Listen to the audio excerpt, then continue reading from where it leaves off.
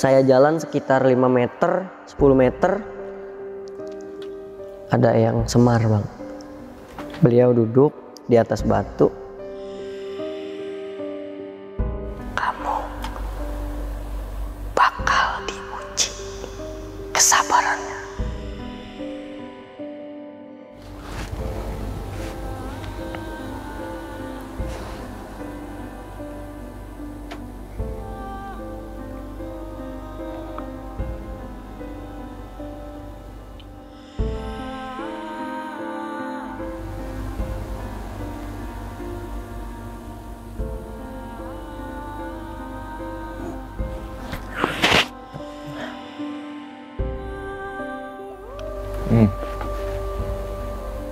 Tisu.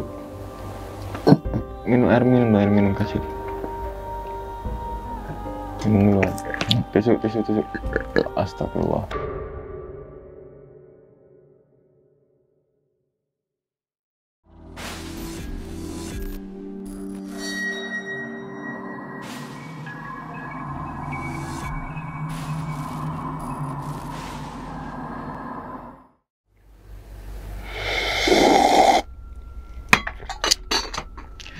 Assalamualaikum warahmatullahi wabarakatuh. Kembali lagi bersama gue Sumar Adi Wijaya atau biasa dipanggil Umang dalam segmen Kisah Mistis Pendaki.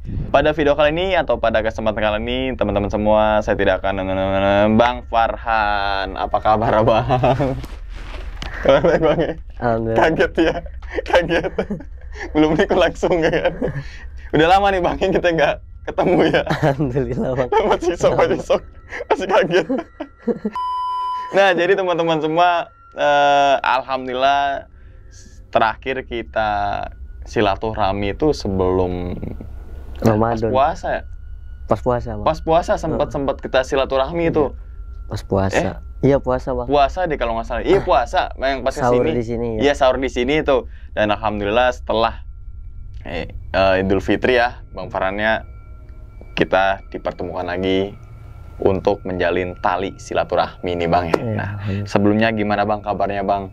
Kabar sih alhamdulillah baik bang. Alhamdulillah baik ya. Yang bekas-bekas mohon maaf yang dulu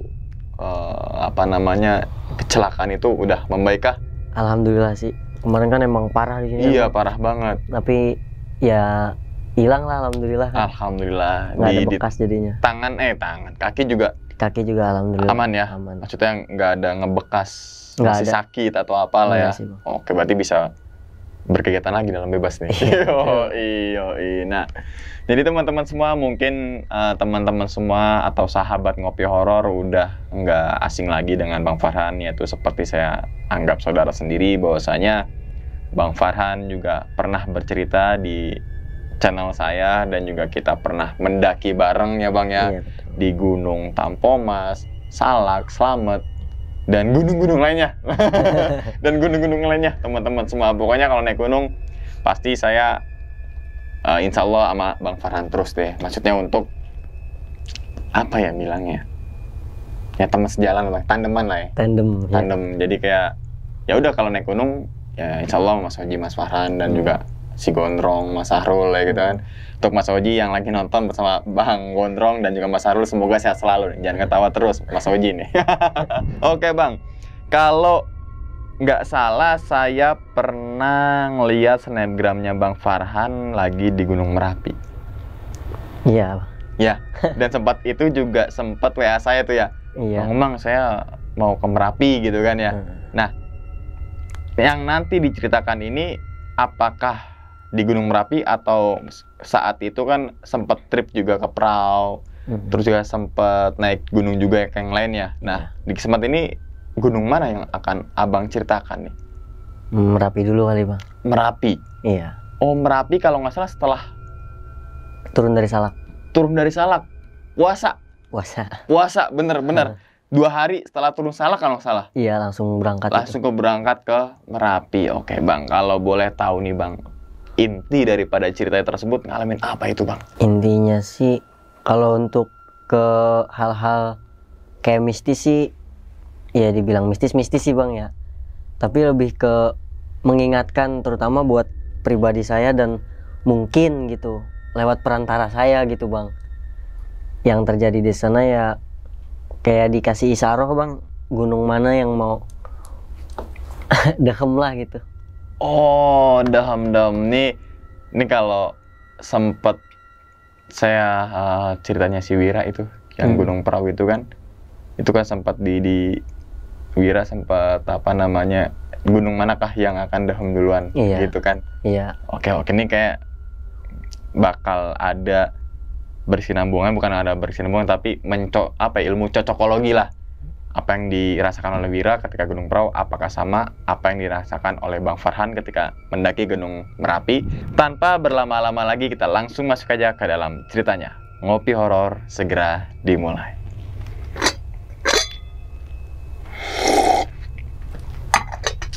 Sikat!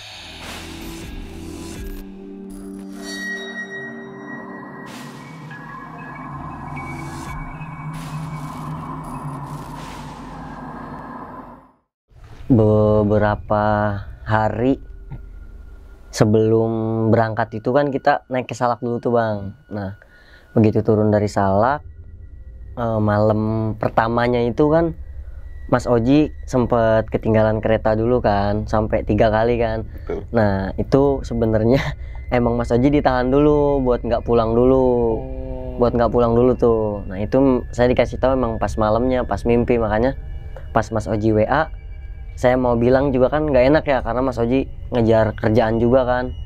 Jadinya atas saya ya udahlah, biarin. Pas malam itu emang udah dikasih tahu. Tadinya pas turun itu kan emang pas turun di mobil itu kan saya agak linglung bang ya, maksudnya bangun tidur gitu kan. Tadinya mau nyampein ke Mas Oji, Mas jangan pulang dulu, belum disuruh pulang gitu kan. Tapi karena keadaan linglung, saya baru ingatnya di rumah, astagfirullahaladzim gak ngingetin Mas Oji. Ya udahlah biarin, karena kan udah dapat tiket kereta pagi juga kan. Nah nggak taunya kesini dapat kabar sampai 2 kali ketinggalan kereta kan. Sampai ya. 3 kali ketinggalan kereta. Nah jadi mimpi itu saya ditungguin ke sana gitu bang. Ya bisa dibilang wallahu alam, tapi yang di mimpi saya ada yang saya alamin semuanya, ada bukti fisiknya juga, bahkan dari chatting. Nanti kalau misalnya mau ditunjukin, tapi paling namanya nanti dicoret itunya aja bang. Jadi saya berangkat itu karena memang awalnya lewat isyarat, lewat mimpi, Mbok Yo silaturahmi lah gitu kan, coba berangkat sana ke Merapi. Sedangkan posisinya itu Merapi ini kan lagi gembor-gembornya bang, lagi apa, erupsinya gitu kan. Udah gitu pendakian pun jalur Selo ditutup, Kinarjo semenjak meletus juga udah nggak bisa dipakai kan. Akhirnya ya dengan niat bismillah saya berangkat lah bang akhirnya. Nah berangkat dari Bogor itu saya malam sampai ketemu pagi baru sampai Jogja. Jadi sahurnya di kereta bang. Sahur pertama lagi. Oh iya, sahur puasa pertama itu. Iya, puasa pertama. Sampai di Jogja saya rehat di rumah temen kan ada. Nah begitu siang sekitar jam 8 saya langsung berangkat ke Kinarjo bang. Nah saya berangkat pertama ini ke Syekh Jumadil Kubro, mau ziarah dulu kan di Turgo. Itu kurang lebih jarak dari Jogja sampai ke sana itu sekitar 2 jam bang. 2 jam, 1,5 jam lah. Cuman pahit-pahitnya itu 2 jam sama macetnya lah segala macem. Nah nyampe di sana itu ternyata posisinya lagi ke makam itu, buat ke makam juga ditutup bang, ditutup.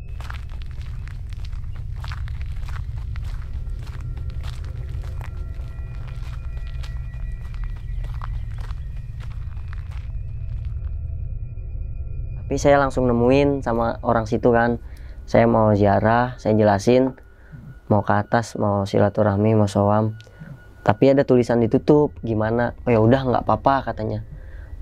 Masnya dari mana gitu, karena kan saya ngomongnya bukan logat Jawa bang. Masnya dari mana? Saya bilang dari Bogor. Masya Allah jauh ya katanya. Iya mbak, saya mau izin pamit ke atas dulu ya. Udah akhirnya saya naik tuh bang. Itu dari situ nyampe, itu masuknya udah di lereng Merapi ya bang. Jadi kalau misalnya pagi itu kita berada di atas makam beliau ini belakangnya itu view Merapi bang. Itu karena kemarin saya agak kesiangan jadi Merapinya ketutup setengahnya doang kan. Udah saya jalan sambil ngevlog sedikit tuh bang, cuman buat ke Merapinya saya nggak mau ngevlog kan.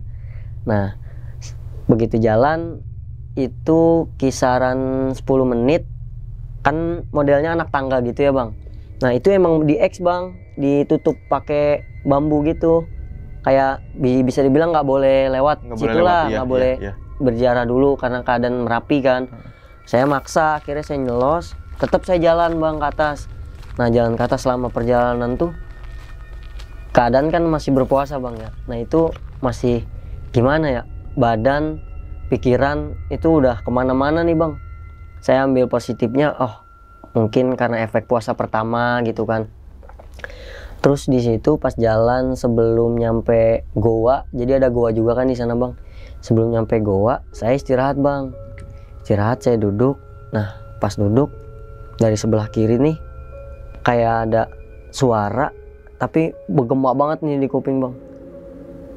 Jangan lupa katanya. Saya bilang, oh mungkin saya diingetin harus tetap ke sana gitu kan. Nah akhirnya saya ke atas, alhamdulillah selama perjalanan tuh yang nggak ada apa-apa sih bang. Cuman sebelum masuk ke atas makamnya saya lewat goa dulu tuh ke sebelah kiri. Nah di samping setelah goa itu di depan ada air kayak bisa dibilang kobangan gitulah bang, tapi kayak ngalir gitu bang. Nah posisinya memang karena puasa kan ya, saya nggak bawa botol nggak apa, dan saya juga nggak tahu kalau di situ ada air. Akhirnya saya pakai buat wudhu bang, saya pakai buat wudhu buat langsung jarak ke atas. Nah begitu nyampe jarak ke atas itu kan terik, matahari tuh bener-bener terik banget bang. Itu sekitar jam 12-an. Tengah hari setengah satu, jam 12-an. Karena memang saya belum sholat zuhur juga, saya sholat zuhur bang. Nah sebelum saya sholat tuh saya bilang bang dalam hati, ya Allah ini saya mau ibadah, saya mau sholat zuhur di tengah terik matahari kayak gini. Mungkin wasilahnya beliau, tolong jangan dikasih panas, saya bilang gitu. Nah akhirnya begitu saya takbir Allahu Akbar, bayangan saya itu ketutup bang. Kalau kita panas kan, saya sholat gini di terik matahari kita berdirilah kan, bayangan kelihatan tuh, bayangan saya ketutup. Itu jadi bener-bener ketutup tuh bang awan. Alhamdulillah banget pas ketutup. Saya sholat, selesai sholat saya langsung baca yasin, tahlil, kemudian baca maulid. Allah ya Nabi salam alaika, ya Rasul salam alaika, ya Habib salam alaika, sholawatullah alaika. Nah keadaan itu bisa dibilang panas. Saya lihat di sebelah sana panas. Mungkin kalau teman-teman yang lihat vlog waktu di puncaknya itu kan saya ngasih unjuk tuh ke nih pemandangan dari atas. Nah itu panas, tapi pas banget di atas makamnya itu kayak nggak panas gitu bang. Pas selesai baca mahlul qiyam, saya balik lagi. Saya sempet habis matiin kamera, balik badan sempet kaget. Cuman langsung istighfar. Pingsan sih enggak bang, gimana sih kalau kita kaget. Pas balik badan, Allah Akbar, langsung refleks merem gitu bang. Jadi begitu saya balik badan, saya ngelihat sosok putih, itu bisa dibilang cahayanya itu wallahu alam lah bang. Itu keadaan bener-bener kayak bersih. Astagfirullahaladzim, saya langsung Allahu Akbar, merem tuh, nutup mata. Udah kelar merem, langsung beres-beres deh, saya mau langsung turun. Begitu sampai bawah, nah feel saya ini mau lanjut dulu ke naik ke Merapi, atau saya soam dulu ke petilasan Mbah Marijan, sebagai mana kan beliau juru kunci di sana. Udah gitu juga kan bisa dibilang saya naik juga ilegal. Itu juga memang nggak sampai puncak, walau alam saya nggak tahu itu dibawa kemana kan. Akhirnya saya turun dari Turgo sampai ke Kinarjo itu sekitar 30 menit bang, 25 menit lah ke sana. Itu pas panjang saya perjalanan udah ke bawah tuh bawa motor, gimana ya, kayak misalnya kita ada pikiran enggak, tapi kita bawa motor enteng aja gitu bang, Enak-enak aja enak gitu aja ya. gitu tet. Jadi memang kan banyak truk-truk pasir yang pada ngangkutin itu tuh bang, itu saya nyalip gimana ya, namanya pasir kan debu, tapi nggak kena ke debu ke sayanya bang, nggak kena ke debu, udah pede aja udah jalan tet. Nah begitu sampai di sana masuk ke, jadi posisinya itu kalau misalnya dari bawah kita naik ke atas nih bang, nah kalau kita lurus itu ke arah Bunker Kali Adem. Oke. Bunker Kali Adem. Iya. Nah, Tahu. kalau ke rumahnya Mbah Marijan itu turun ke bawah bang, sebelum bunker. Sebelum bunker turun ke bawah. Nah akhirnya saya turun ke bawah, nyampe di petilasan, saya ketemu sama anaknya Mbah Marijan sama Bude Asih, ngobrol-ngobrol. Saya review petilasan, selepas review petilasan saya naik lagi, udah ngobrol-ngobrol beres, pamit Bude, aku mau ke makamnya Simbah. Nah dari petilasan rumah bekas rumahnya Mbah Marijan ke makamnya itu kurang lebih 30 menit lagi bang. Jauh, jadi bisa dibilang kan Merapi begini bang ya. Iya. Gini nih ya. Nah ini Turbo di sini nih, Turgo. Nah Kinahrijo di sini nih. Makamnya Mbah itu beda kampung lagi bang. Jadi kita turun ke kampung lagi, beda kampung. Selepas dari petilasan saya langsung ke makamnya. Sampai di makamnya alhamdulillah saya parkir motor. Jadi makamnya ini pemakaman umum dulu, tapi makam Simbahnya ada di pojok bang, di pojok sebelah kiri. Assalamualaikum Mbah.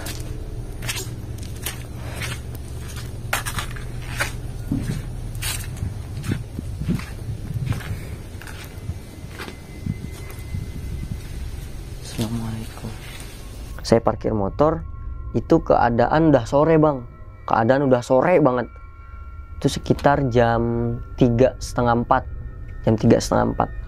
Saya ke situ jalan, kemudian ziarah, masuk makam. Itu mungkin ya kalau di Jawa kan bisa dibilang nyai sama kiai gitulah. Jadi saya perhatiin batu nisan yang ada di sekitar makam Mbah ini kayak kiai, kemudian nyai gitu kan. Bisa dibilang ya mungkin orang-orang yang berilmu, orang-orang yang terpandang di sana kan bang.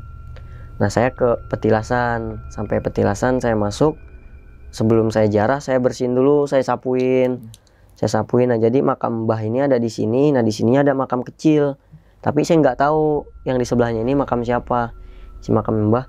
Begitu saya situ, saya bakar dupa satu bang, garuh biasa yang panjang, saya bakar satu. Kemudian saya baca Yasin, tahlil. Selepas baca Yasin, tahlil, pas saya nengok ke kiri tuh muka si Mbah kayak senyum gitu bang ke saya, kayak ngasih saroh, senyum gitu kan. Saya langsung nundukin kepala, saya bilang astagfirullahaladzim. Saya istighfar 3 kali, astagfirullahaladzim, astagfirullahaladzim. Saya diem lagi. Kemudian selepas itu dupanya mati, saya pamit Mbah, tak pamit, saya mau pulang dulu. Kemudian begitu saya keluar, saya jalan mundur kan bang, belakang saya ditepuk, pak. Saya diem dulu, saya mundur lagi, kayak ditahan gitu bang, tepukannya tuh kayak nahan gitu. Tepukan nahan gitu, tepukan nahan. Ada apa lagi ya saya bilang. Kira saya duduk, saya jalan jongkok mundurnya bang. Keluarnya tuh saya mundur jalan jongkok. Saya mundur jalan jongkok, terus di kuping jangan lupa, sampai 3 kali bang. Akhirnya karena keadaan juga saya mutusin buat yaudahlah saya balik dulu nih ke Jogja. Akhirnya saya balik ke Jogja. Dari makam Simbah saya buka puasa. Selepas saya buka puasa, saya matengin nih modal bismillah. Nah memang sebelum saya berangkat ke Merapi itu saya udah WA sama Mas Oji, Mas tak izin pamit mau ke Merapi. Mas Oji jawab katanya, siap A, insya Allah Mbah nunggu di pintu masuk Merapi katanya gitu. Udah akhirnya saya jalan ke sana, bismillah saya bilang. Itu memang malam sebelumnya saya sempat nge-lab juga kan lagi di Jogja. Saya jalan ke sana, berangkat. Nah beda nih, udah suasana mungkin karena udah malam beda bang. Jadi begitu mau masuk ke arah bunker itu bisa dibilang mungkin ya itu banyak suara orang minta tolong bang, suara orang minta tolong. Kemudian saya sempat berhenti kan, nah gimana sih kalau orang mungkin ya waktu wafatnya belum disempurnakan atau seperti itulah, itu bentuknya ya bisa dibilang ada yang kayak saya lagi kilas balik kejadian di 2012 lalu gitu bang, 2010 lalu waktu erupsi Merapi. Itu bener-bener orang yang gosong gitu kan, itu kayak minta disempurnain gitu bang. Nah terus kemudian saya dapat informasi juga kan, ngobrol sebelumnya itu kan memang itu kampung, cuman karena pada saat erupsi itu diratakan kan sama ini.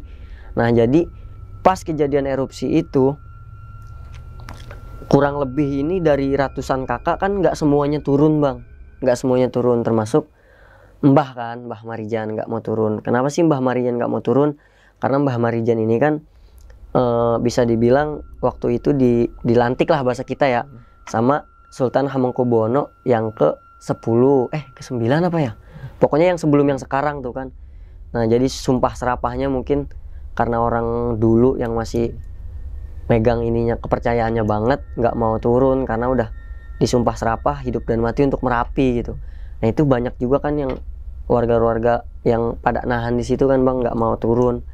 Nah itu saya ngerasa gitu bang, kayak saya mau jalan aja tuh kayak bukan bau amis sih, kayak bau darah gitu bang. Astagfirullahaladzim saya bilang, Bismillahirrahmanirrahim saya bilang. Memang tuh kan keadaan sepi banget bang, sepi banget itu. Mungkin karena memang Merapinya lagi seperti itu, kemudian juga apa namanya keadaan di sana ya kayak gitu kan. Kira saya jalan, Bismillahirrahmanirrahim, istighfar mulu tuh bang. Itu ngeliat kanan kiri yang bisa dibilang seperti itu kan. Kira sebelum bunker saya parkir motor, saya selipin tuh bang motor masuk. Saya jalan dulu ke bunker bang, ke bunker. Pas nyampe di bunker nggak tahu itu siapa manggil dari jauh gitu kan. Begitu datang ke sana saya nyamperin, saya salaman, assalamualaikum. Nah tangan saya udah dingin tuh bang, semua udah dingin, badan saya udah dingin. Saya udah ngerasa wah ini seperti kejadian sebelumnya, mungkin saya mau dibawa kemana nih. Jalan dari situ dituntun sama beliau, ketemu sama mbahnya Mas Oji. Mbahnya Mas Oji cuman ngasih senyum ke saya doang, senyum. Akhirnya saya terus ngikutin jalan. Itu kan batu di bunker itu kan ke atas kayak batu gitu bang, dan saya siang pun nggak tahu di sono tuh seperti apa. Tapi yang saya rasain, yang saya jalanin itu kayak udah batu terus bang, sampai ke titik utama saya mau dibawa kemana nih. Kira di situ saya jalan sekitar 5 meter 10 meter ada yang Semar bang. Beliau duduk di atas batu sambil duduk begini, kayak lagi ngeliatin ke saya, kayak mau ngasih isaroh sesuatu gitu. Saya jalan ke sana, sungkem, assalamualaikum. Saya lanjut jalan lagi, tapi masih di posisi yang sama. Saya jalan, kemudian eyang-eyang saya pada berdatangan semua gitu kan. Nah itu posisinya di situ begitu kayak saya lagi ngikut rapat paripurna gitu bang. Itu udah pada ada semua, cuman saya di situ hanya pendengar setia bang. Saya nggak bisa bicara, saya nggak bisa ngomong apa, saya cuman bisa ngedengerin gitu. Begitu sampai sana, ada dari salah satu yang pakai pakaiannya itu kuno banget bang.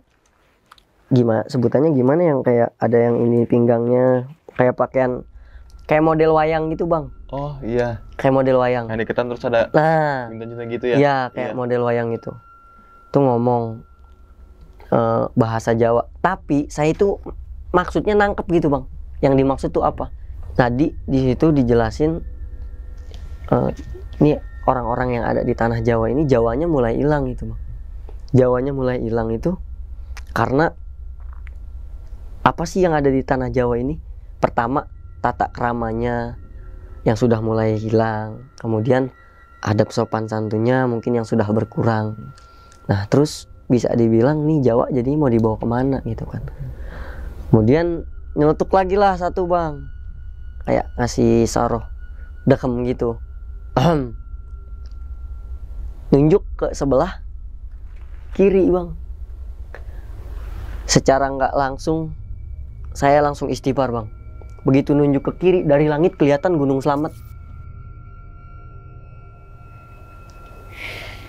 Begitu nunjuk ke kiri, astagfirullahaladzim, saya bilang itu kelihatan bang. Jadi apa yang ditunjuk sama beliau, saya nggak tahu semua beliau yang di sana itu namanya siapa-siapa, itu terjadi bang. Gunung Lawu pakai deheman doang.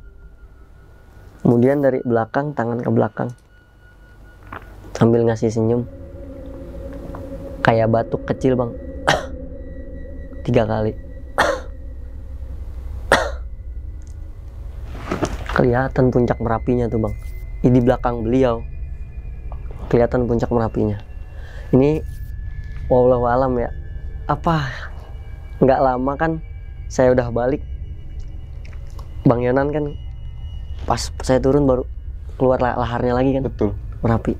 Nah itu saya nggak tahu, mungkin Eyang Merapi bang ngasih kode 3 kali. Belakangnya itu kelihatan Gunung Merapi bang. Nah di situ saya duduk, saya sila, saya diem aja. Beliau-beliau pada ngomong bahasa Jawa, cuman saya nggak paham gitu artinya bahasa Jawa apa. Nah nggak lama burung gagak datang ke saya bang, 2 ikut duduk sama saya, 2 burung gagak sepasang, cowok cewek, ikut duduk sama saya. Saya diem. Di situ saya bener-bener nangis gitu bang. Yang bikin saya nangis tuh, ya Allah jangan sampai ini musibah apalagi yang mau ditimpa sama apa tanah Jawa. Maksudnya ya mungkin dari kita nggak bisa bilang seluruh ya bang, mungkin oknum lah ya, oknum yang sudah merusak tataran atau adat istiadat di Jawa itu. Tuh di situ bener-bener kayak lagi diskusi bang, ngomong ini. Pas begitu nunjuk ke sini, saya ngelihat petir deger. Begitu nunjuk lagi ke sini, sampai yang bikin saya nangis itu waktu yang dehem pertama. Yang pertama pas kelihatan Gunung Slamet. Nah itu Gunung Slamet kelihatan gambaran meletusnya bang. Ya Allah, itu demi Allah saya nggak kebayang. Gunung Slamet itu kan bentuknya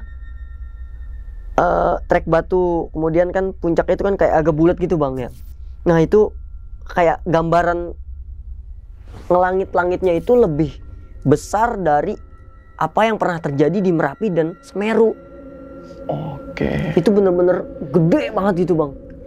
Saya langsung astagfirullahaladzim, ya Allah, saya bilang ini ada apa lagi, saya bilang ya Allah, ya Allah, sampai 3 kali itu sampai astagfirullahaladzim, astagfirullahaladzim. Setelah perdebatan begitu lamanya di situ, saya ditepuk 3 kali. Nanti yang saya bilang, nanti kamu bakal tahu sendiri. Sekarang dah pulang waktunya.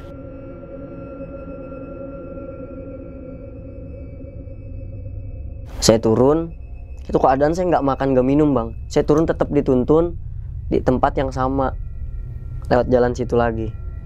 Sebenarnya banyak sih bang, cuman saya nggak berani buka semua, soalnya ada menyangkut paut sama pihak sana ada gitu. Saya turun lagi, diantar. Nah, penjamin matamu, saya bilang. Begitu saya menjamin mata,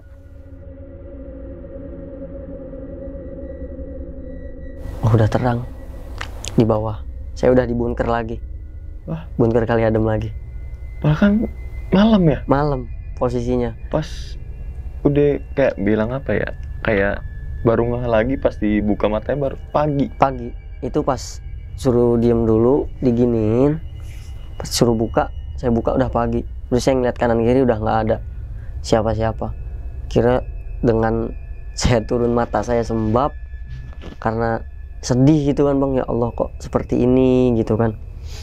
Akhirnya saya turun lagi, saya balik lagi ke motor. Itu memang keadaan di bunker sampai ke sini tuh sepi banget bang, sepi banget. Akhirnya saya pulang dari situ di kereta, sempet malam itu ke Jogja, pulang dari Jogja dengan ada sebuah mimpi saya harus berangkat ke suatu tempat lagi bang. Nah begitu saya pulang kan, saya WA-an sama Bang Yonan. Bang Yonan apa Farhan duluan yang ngirim tuh, lupa. Ini Merapi pas banget pagi itu, kereta Farhan malam nih, berangkat balik ke Bogor. Nah pagi itu sekitar jam 5 subuh itu Merapi ngeluarin lahar bang. Iya. Itu jelas banget apa yang Farhan lihat waktu tadi malam bang. Yang pas di itu ya? Pas di atas waktu tadi malam, jelas banget kayak gitu. Akhirnya Farhan cuman kasih ketawa doang kan, alhamdulillah dikasih ini kan, nanti deh diceritain kata Farhan gitu kan. Nah akhirnya dari situ pulang ke rumah, mimpi bang, mimpi ketemu sama Eyang Semar lagi, ketemu sama Eyang Semar, bahwasanya ada sesuatu yang kamu harus tahu dan mungkin dengan perantara kamu bisa disampaikan lagi gitu bang. Akhirnya dari situ Farhan selepas Idul Fitri kemarin, sebelum Idul Fitri itu kan memang Farhan selikuran ke Salak. Farhan langsung nembusin bang, dari naik dari Pasarian Eyang Santri, nyampe atas, nyampe Manik, udah sampai Manik, Farhan melipir ke puncak 12. Ada mau diajak. Iya mau ajak Bang Yonan. Emang biasa selikuran kalau nggak di Mbah Hasan di puncak Manik, Farhan di Eyang Raksa Bumi di puncak 12. Puncak 12 tuh Raksa Bumi ya? Sebenarnya bukan di puncak 12 nya sih bang. Jadi puncak 12 ini namanya puncak 12, tapi mungkin Farhan nyebutnya puncak Rahmat karena di puncaknya ada makam. Nah itu di sana kan ada kurang lebih 7 makam, kemudian ada batu tapak gitu, jadi batu gede. Itu ada bekas tapak kaki sama tangan di sana. Nah Farhan di makam keramat 3, di makam keramat Eyang Raksa Bumi. Nah selikuran di sana, biasa tawasul, doa.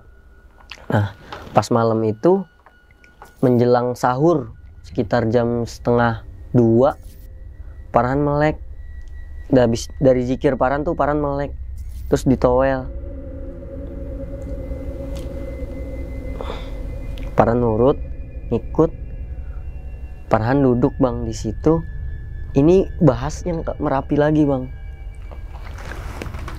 Jadi Eyang yang pakai baju hijau, kamu mah pasti tahu. Yeah. Itu ngasih gambaran di antara Merapi, Semeru, Slamet. Jangan sampai mbah atas angin yang bisa dibilang murka. Jangan sampai mbah atas angin yang muntahin Slamet, bahaya. Kalau misalnya memang sampai Slamet muntah, itu mungkin lebih dahsyat. Secara geografis, apa sih IPA itu sebutannya? Apa namanya? Tata letak. Nah, tata letaknya lah. Itu kan Slamet memang berada di 5 kabupaten kan bang. Betul. Paling gede. Betul. Nah itu dikasih tahu sama yang jangan sampai Slamet ngedehemin gitu. Dan di tengah-tengah Pulau Jawa. Tengah-tengah Pulau Jawa. Nah terus Farhan diem, terus Farhan bilang, saya nggak tahu apa-apa. Gimana yang gitu? Jawabannya, kamu udah naik ke sini, disebutin juga di Sumbing. Kamu udah ke Sumbing, udah ketemu juga di Sumbing. Semua udah tahu. Nanti sehabis Lebaran kamu ke Jawa Timur. Dikasih tahu. Sehabis Lebaran kamu ke Jawa Timur. Siap Eyang. Terus nggak lama beliau pergi, Farhan balik lagi, turun dengan tanda tanya besar. Ini maksudnya kok kayak dikelok-kelok gini gitu bang ceritanya.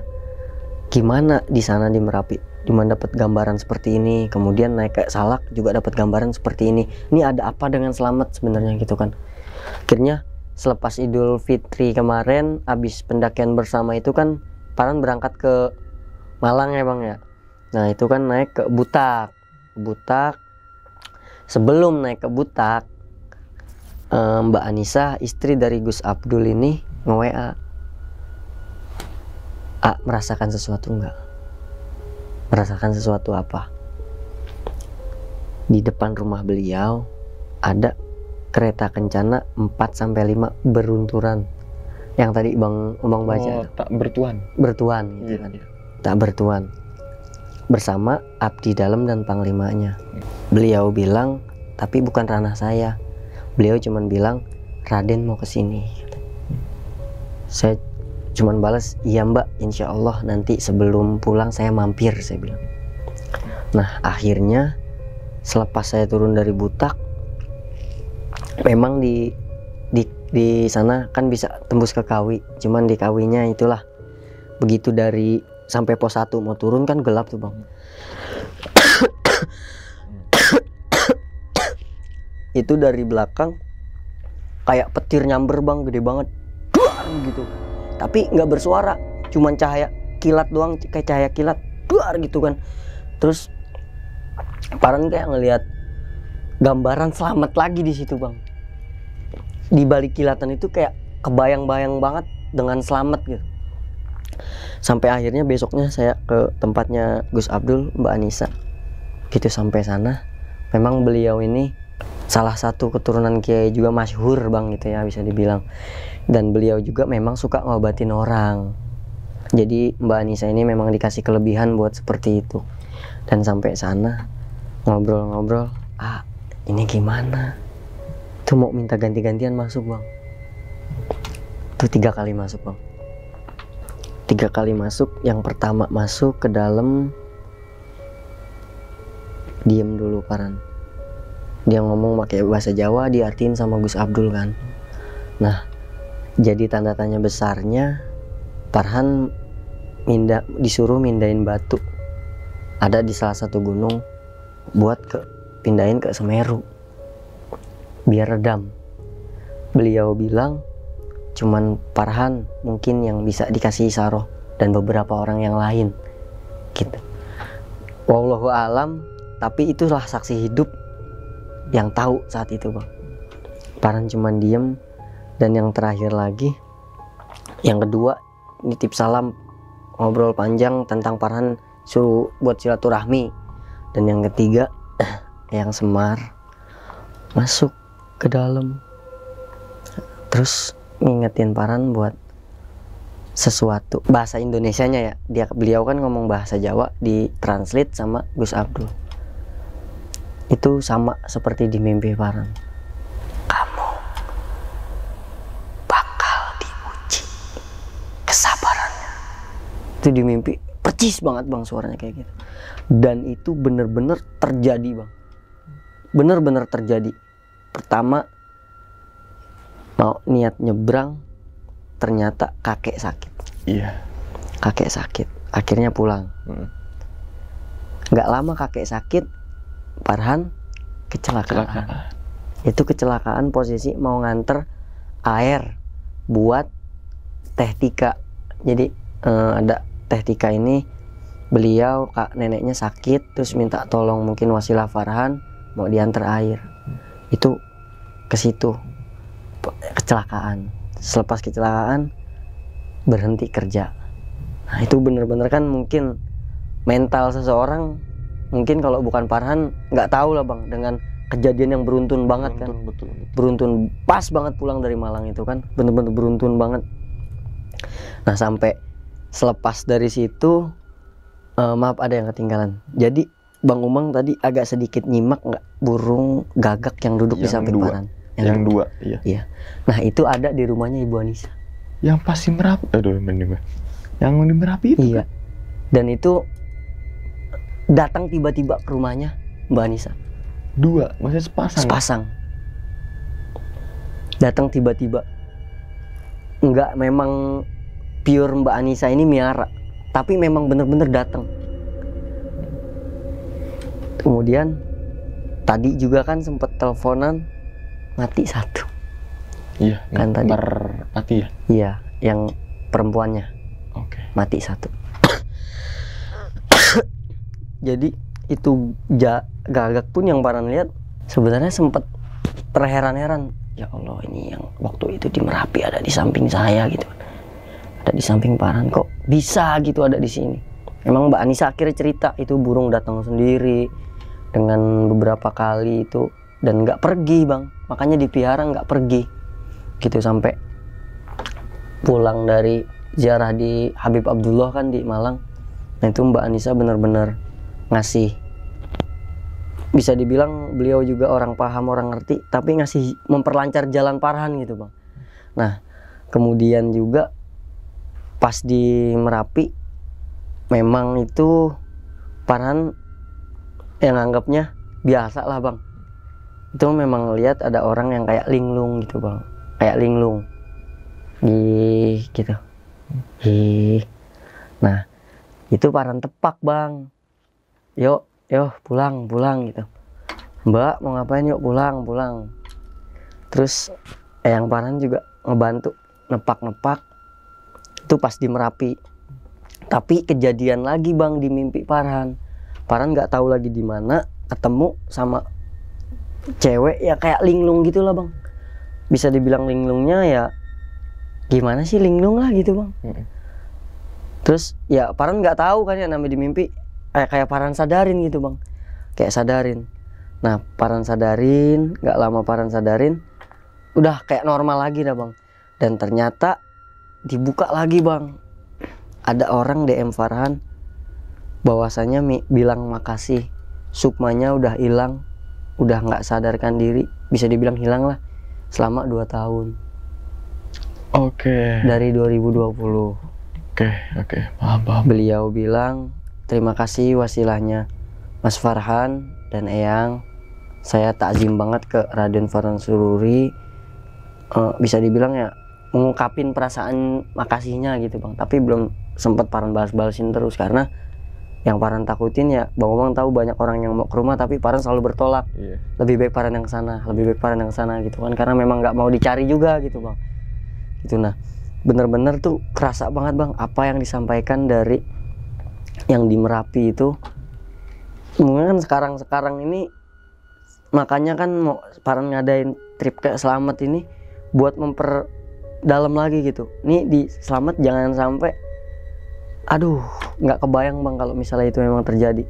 Dan wallahu alamnya itu kan Kinarjo itu kan memang jalur, bisa dibilang jalur lama ya bang, dari zamanan dulu Bapak Farhan mungkin lewatnya jalur situ kan. Nah tapi ini kan semenjak erupsi pendakiannya juga nggak kayak gitu bang.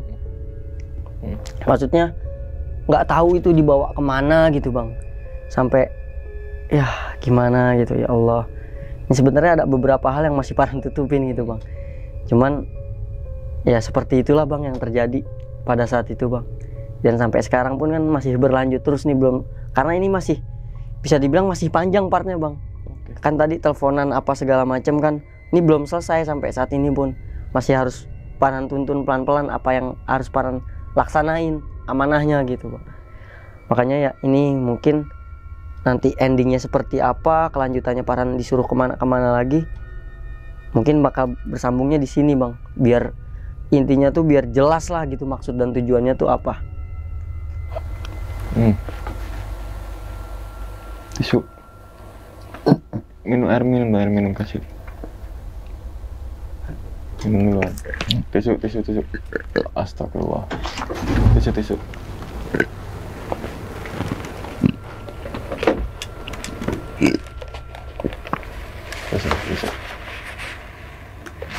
Darah. Biarin. Gini, ngelos aja.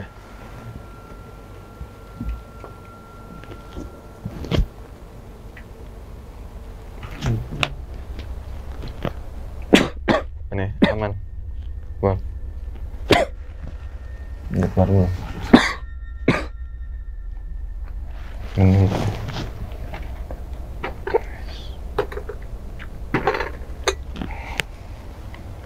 Aman. Ya, keluarin dulu. Ya, sampai keluar darah ya.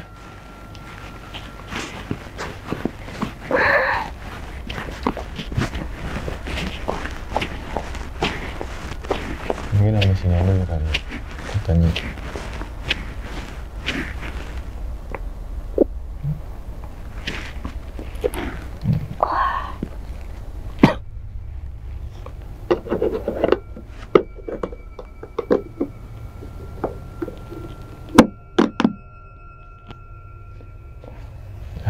Mau keluar lagi?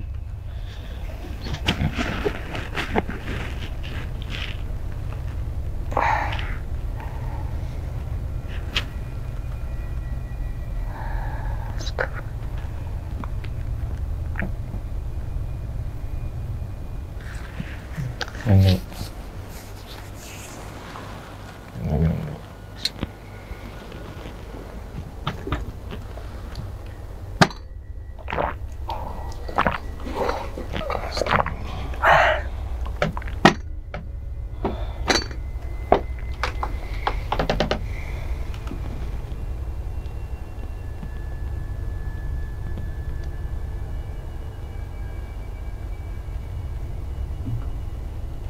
Ya, mungkin sampai sini dulu kali ya. Ya udah, Bang. Oke, siap.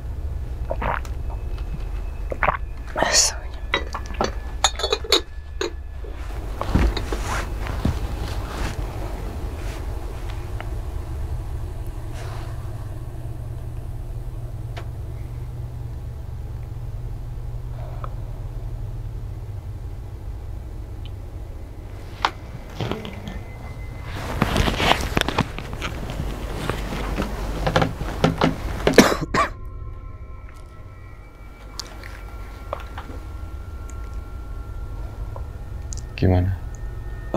Aman, Bang. Astagfirullahaladzim. Minum lagi? Enggak. Biar agak enakan.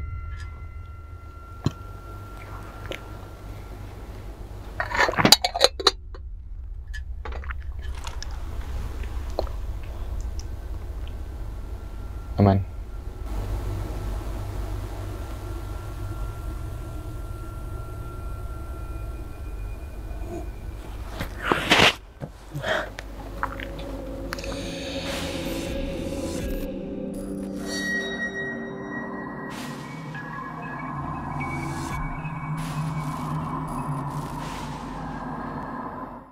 Nah, tadi emang teman-teman semua dijelaskan atau diceritakan oleh Bang Farhan itu memang saya juga menyaksikan sendiri yang dimana teleponan sama siapa Mbak Anissa ya, yang dimana Mbak Anissa ini adalah istri dari Gus Abdul yang ada di Malang dan juga sempat saya ditunjukin bukti chatting ya, chattingan atau bisa jadi yang DM itu saya sempat ada yang DM bahwasanya minta kontak dari Bang Farhan untuk nggak tahu apa, tapi nggak saya balas karena yang ditakutkan ya begitu. Dan ini nggak tahu teman-teman semua. Jadi ini kalau saya cocokologi ya, yang bercerita mengenai gunung yang akan meletus itu juga sempat Wira juga kan bercerita tuh bahwasanya semua apa ya bisa dibilang apa ya, mungkin petinggi gunung lah atau yang mempunyai kawasan gunung lah sedang merapatkan sesuatu untuk siapa yang duluan akan meletus gitu. Bahkan tadi sempat berkesinambungan juga ada beberapa apa ya, bahasa halusnya apa ya, kalau eyang lah ya atau apa ya, bahasa halus yang kita bisa enak kita sebutin tuh ya, eyang gunung-gunung tersebut lah ya, atau mbah gunung tersebut lah ya.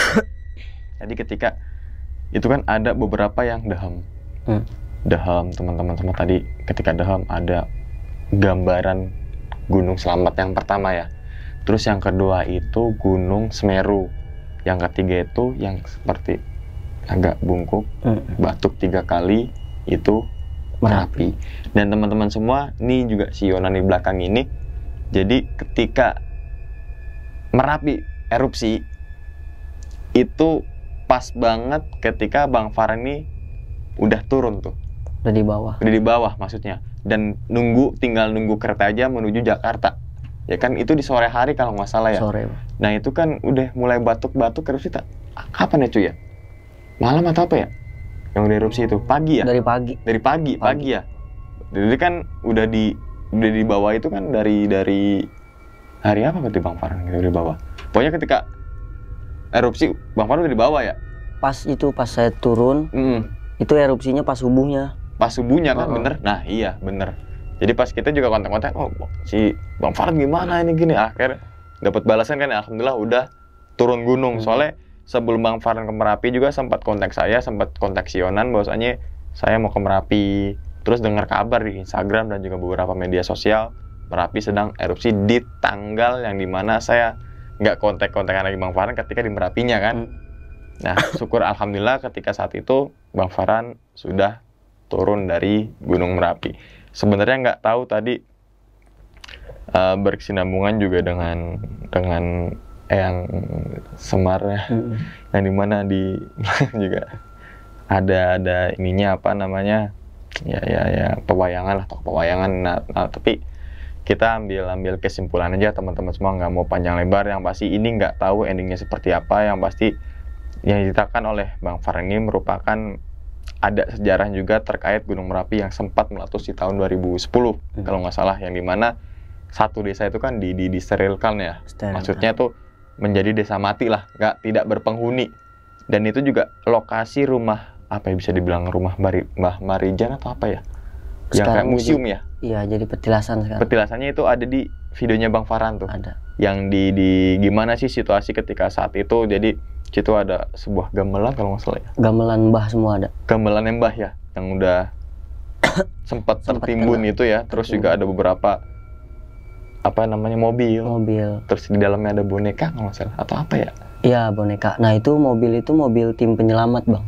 Oh itu mobil tim penyelamat. Ya. Berarti semua barang yang di situ dimuseumkan di satu tempat itu? Iya, ada dua sebenarnya. Oh, ada dua tempat. Satu lagi di dekat situ juga, jauh lah beda desa. Cuman dimuseumkannya di sebelah sana. Tapi yang pusatnya itu memang di tempatnya Mbah Marijan. Mbah Marijan, pusat daripada semua penemuan-penemuan itu ya? Iya. Oh, jadi itu mobil yang warna merah itu. Iya merah. Mobil tim SAR yang buat ngejemput si Mbah. Oh. Gitu. Jadi tim SAR yang mau ngejemput si Mbah pun ikut kena juga. Itu mobilnya. Oh iya paham. Nah di museum itu sambil teman-teman sambil lihat videonya atau mungkin nanti ditunjukin videonya juga, itu ada apa aja Bang? Selain gamelan dan juga mobil penyelamat itu tuh. Di situ ada bisa dibilang kayak kerangka juga kan, ada semua tuh Bang, gelas-gelas bekas fosil lah gitu. Sama di situ juga ada poster gede di situ buat foto-foto kejadian pada saat itu. Jadi bener-bener rata putih semua Bang. Abu semua rata. Berarti bener saking dahsyatnya ya. Iya. 2010 itu. Tuh makanya kan yang bikin sampai Farhan nangis itu karena sebelum naik tuh kan Farhan udah ngeliat dulu nih Bang, kejadian pas ya Allah 2010-nya sampai kayak gini kan. Makanya begitu digambarin pas selamat dar gitu kan, iya. Farhan nangisnya ya Allah, ini lebih gede dari yang Merapi dan Semeru gitu. Merapi aja udah gede ya? Iya. Tapi ini lebih dari Merapi. Oh, soalnya kan kalau nggak salah Merapi itu bencana nasional tuh, sampai ada beberapa relawan dari luar negeri kalau nggak salah ya. Pada datang. Dan itu lebih dahsyat dari Merapi yang Bang Farhan lihat ya, visualisasinya gitu teman-teman semua, bukan apa lihat beneran, tapi visualisasinya seperti itu. Jadi kalau kita di Gunung Slamet kan agak berbentuk apa ya, ngelingkar gitu ya. Yang lingkar itu kan kawahnya. Itu dari situ tuh, boom. Itu benar-benar dahsyatnya bukan main lah Bang. Maksudnya Merapi aja kan kepulan asapnya itu kan waktu erupsi sampai ke Bogor juga. Maksudnya kayak percikan-percikan abunya gitu. Nah ini jadi gimana sih Bang, kayak udah pecah ke atas ini bukan abu tapi lahar Bang, warna merah dar gitu. Itu bener-bener nggak lama ngepulin kayak apa aja yang ada di situ tuh udah langsung meleleh semua. Saking panasnya.